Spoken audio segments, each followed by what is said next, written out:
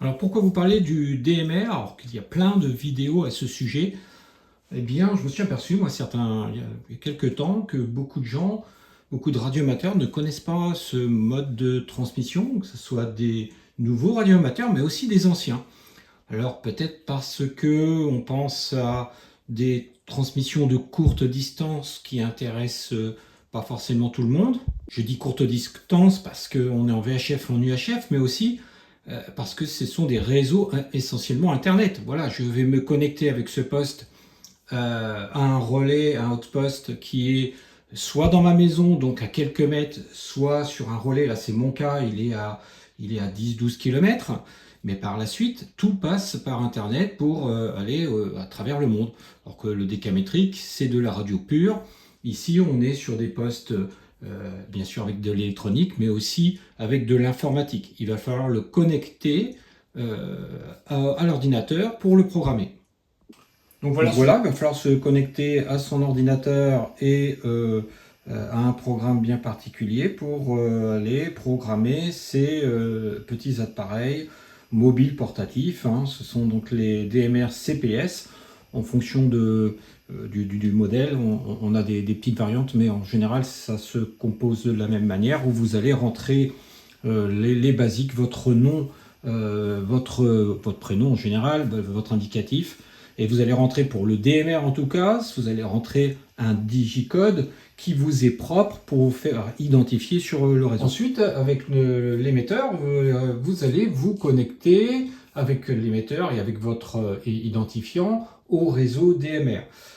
Ça peut partir de chez vous, à partir d'un petit talkie-walkie tout simplement, ou à partir d'un mobile, vers un petit hotspot qu'on pourrait avoir à la maison, donc à quelques mètres en fait de l'émetteur, hein, ou voir, c'est mon cas, à quelques kilomètres, j'ai un peu plus de 10 km ici, où j'ai un relais local à 700 mètres d'altitude, là sur la montagne. Et par la suite, ben, c'est du relais, ça part via Internet. C'est pour ça aussi peut-être que certains radioamateurs n'aiment pas trop, parce que bon, voilà, ça se limite à quelques mètres ou à quelques kilomètres jusqu'au spot, jusqu'au relais. Et par la suite, c'est de l'Internet. Voilà, c'est pas dans des communications grande distance, c'est un autre mode de communication. Moi, je suis ouvert à tout. Certains vont dire c'est pas de la radio. C'est le grand classique. Voilà, faut tester, faut tester. Ici, un exemple de relais numérique où voilà, je me suis connecté depuis l'Espagne, sachant qu'il est sur le département 28. Donc, on a tout simplement une adresse, un peu comme un numéro de téléphone, un identifiant de relais. Vous voyez donc le relais F6 ZDY et mon indicatif est le TG 208 pour la France et 28 pour le département. C'est un peu voilà, comme un numéro de téléphone en fin de compte, hein. C'est un numéro d'identification du relais pour rentrer dedans. Et à partir, moi, d'ici de l'Espagne, je peux communiquer comme ça un petit peu partout à travers le monde. Donc il est clair qu'entre mon relais espagnol qui est à 700 mètres d'altitude et le relais de Dreux Centre, eh bien tout ça, ça passe par Internet. Grâce à l'adresse internet du relais, je peux regarder le trafic et je peux regarder un petit peu les programmations qu'il y a dessus, comment il fonctionne, les fréquences, etc. En vert, on voit bien qu'il est relié au DMR. On a aussi du D-Star et YSF. Donc ce sont en fait ni plus ni moins des ordinateurs qui vont faire des passerelles entre ces différents protocoles numériques digitaux qui ne sont pas compatibles en temps normal, mais grâce à ce type de passerelle, on peut communiquer d'un mode numérique à un autre. Le D-Star, par exemple, c'est de l'icône et c'est propre à la marque. Voilà, j'ai ici un petit portatif, par exemple, en D-Star digital. On voit également que ce relais possède une passerelle vers YSF. YSF, c'est ni plus ni moins Yaesu System Fusion, qui n'est plus ni moins le protocole numérique de Yaesu. Voilà, ICOM a fait le sien, Yaesu a fait le sien, alors que le DMR, lui, est ouvert et beaucoup de fabricants, d'émetteurs aujourd'hui le sortent donc sur leur transceiver.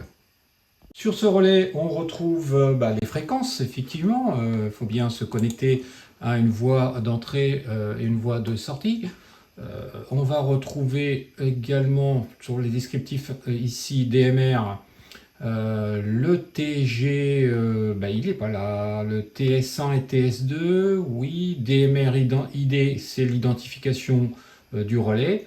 Le TG, je l'ai dit tout à l'heure, le TG, c'est le toll group, c'est-à-dire en gros le numéro de téléphone pour contacter ce relais, c'est le 28 208, 208 28 plutôt, 208 pour la France et 28 pour le département d'Eure-et-Loir ou 75 pour Paris, etc. Sur le DMR, on va retrouver deux TS1 et TS2. Autrement dit, en numérique, sur une même fréquence, on va pouvoir faire passer deux QSO, deux contacts radio qui ne vont pas se gêner sur la même fréquence. C'est l'avantage du numérique. Donc ces TS qui sont ici ouverts, on voit bien en vert ici, donc ils sont bien actifs, TS1 et TS2, ni plus ni moins ce qu'on appelle les time slots. Le time slot, c'est-à-dire que c'est deux canaux, je pourrais appeler ça des canaux parmi, qui peuvent communiquer sur une même et unique fréquence. TS1 et TS2, en général on a TS1 qui va plutôt aller sur le réseau national et international, et TS2 c'est plus du local. Bon, voilà, il faut aller consulter j'allais dire le datasheet du relais. Tout ça, ça se programme, la fréquence, les TS1, le TS2, le toll group sur l'ordinateur, et c'est envoyé sur le firmware du petit appareil qui est là. C'est un Maldol DMR pour le mobile, et c'est assez petit, hein, c'est peu encombrant aujourd'hui. On peut mettre ça dans la voiture sans trop encombrer le poste de conduite. Et puis il suffit de se mettre sur le canal qui va bien. Moi j'ai programmé ça par exemple. On va revenir sur, là c'est DMR Espagne, DMR Valencia, UHF. Voilà, il fait également VHF, UHF en analogique ce poste. Et on va aller donc sur DRE. Voilà, j'ai juste à appuyer sur le micro. Et si j'ai pas bien programmé à la bonne fréquence, le bon TG, etc., eh bien ça ne marchera pas effectivement, c'est assez pointilleux. C'est une programmation, alors que sur un émetteur analogique, on va mettre la fréquence de réception, la fréquence d'émission, éventuellement le subaudible pour les relais. Ici, il va falloir tout programmer sur l'ordinateur, il ne faut rien louper, sans cela, ça ne marche pas. Voilà, je vais lancer appel en appuyant tout simplement sur le micro, et on va voir apparaître sur l'ordinateur ici, mon indicatif et mon appel qui va être en première ligne là-haut. Echo Alpha 5, Juliette Mike Hotel se signale sur le répéteur de DMR de Dreux. Donc grâce à ce retour en quelque sorte sur internet, voilà, je sais que je suis bien passé. Je suis sur le DMR TS2 là, qui est retransmis sur ce relais TG 208-28. Pour connaître où sont les relais, les terminaux, les répétiteurs les plus proches, on a cette adresse mail qui est du Brandmeister. Voilà, donc là il est en espagnol, mais on va vite comprendre. Si je viens sur la France, voilà, il suffit d'agrandir un petit peu la carte. Et j'habite par là, par exemple, j'ai un relais ici, je clique dessus, j'ai l'indicatif, la fréquence, c'est le DMR de Dreux Centre. Code couleur, ouais, ça paraît curieux, code couleur, c'est référencé CC dans les programmations. Code couleur, par défaut, c'est quasiment toujours 1. Voilà, on voit qu'au niveau Europe, il y a de quoi faire, il y a de quoi s'amuser en DMR. Donc moi, je passe de mon poste transceive DMR de la maison via le relais ici, Valencia, à 700 mètres d'altitude sur la montagne. C'est retransmis au relais et ici via Internet à Dreux Centre, qui est ensuite retransmis en VHF ou en UHF. Le cas de Dreux Centre, le DMR est en UHF. Mais pourquoi pas en VHF également. Vous voulez faire un petit peu de DMR, vous avez acheté votre poste. La première étape, c'est d'aller sur ce site radioid.net pour vous inscrire, et vous allez recevoir ce fameux identifiant ID avec votre numéro qui vous permettra de vous enregistrer, sur le réseau DMR. À chaque fois, vous allez appuyer sur le micro, cet identifiant est envoyé. Alors, tout ça avec une vérification. Il faudra, notamment ce que j'ai fait moi, envoyer la licence radioamateur, une copie pour prouver que vous êtes bien radioamateur dans ce cas-là.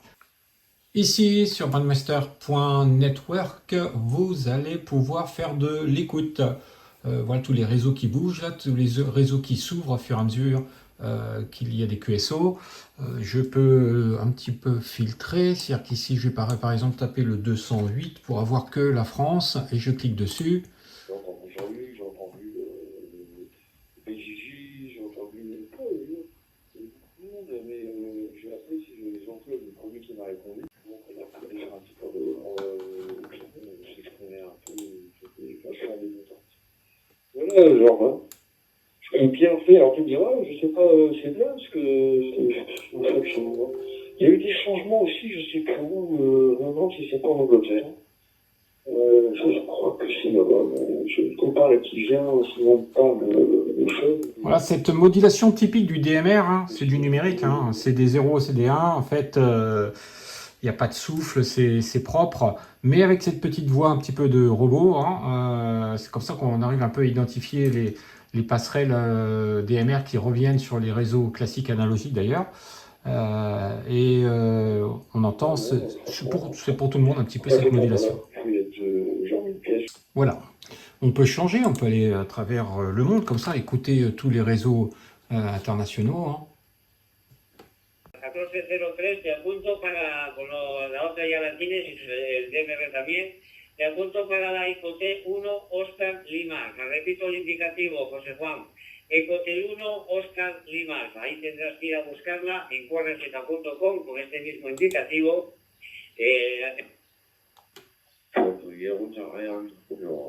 Das machen wir aber nicht heute. Ne? Also wir haben ja immer volles Programm. Ne? Ja. Egal. So. Language of the former countries, former country Yugoslavia, and we speak also the Serbo-Croatian and the language of the province. Then we live in Slovenian, of course, and Slovenian, yeah. Yeah, Serbo-Croatian and maybe a few words of Russian language, as I can make sometimes in the Russian language contact on 10 meters. Richard, back to you. With also two, bravo, Juliet November, Terra, Juliet Alpha.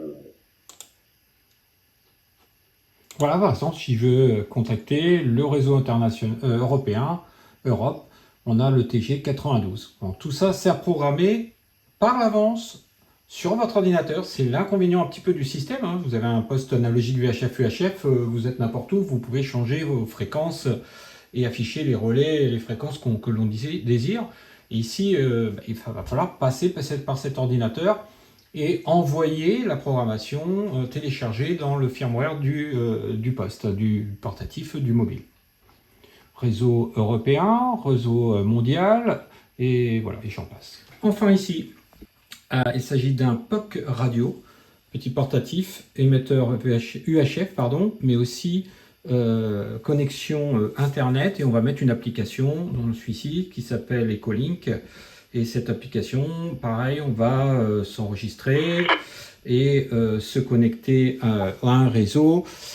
Notamment ici, je suis connecté à 5 Zulu Romeo Hotel, qui est France Multiprotocole, à l'origine du département 49, qui lui également est une passerelle, comme son nom l'indique, multiprotocole, sur le DMR et sur d'autres réseaux. Donc c'est intéressant, sans aucune radio. Alors les puristes me diront, ce n'est plus de la radio, ça reste de l'enregistrement pur et de l'utilisation pure radio amateur. Il faut essayer, voir si ça plaît ou pas. Pour ma part, ça me permet de garder un petit peu une oreille sur la francophonie, habitant loin de la France. Et vous voyez, je suis enregistré dernière ligne à 5 JMH, Olivier. Et ça va fonctionner comme un émetteur classique chez un PTT sur le côté pour le réseau numérique application, et il y a un autre PTT ici pour la partie UHF.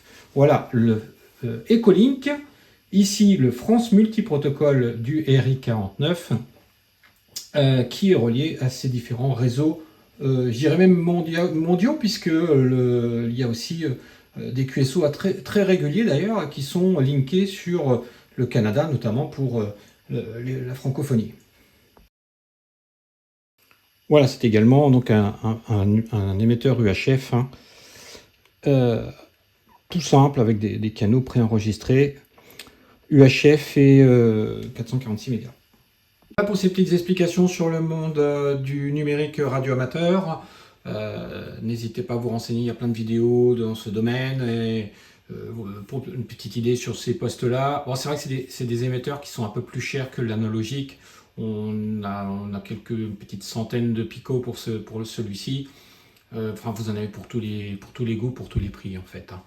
Voilà, 73 à tous et au plaisir de se retrouver en DMR.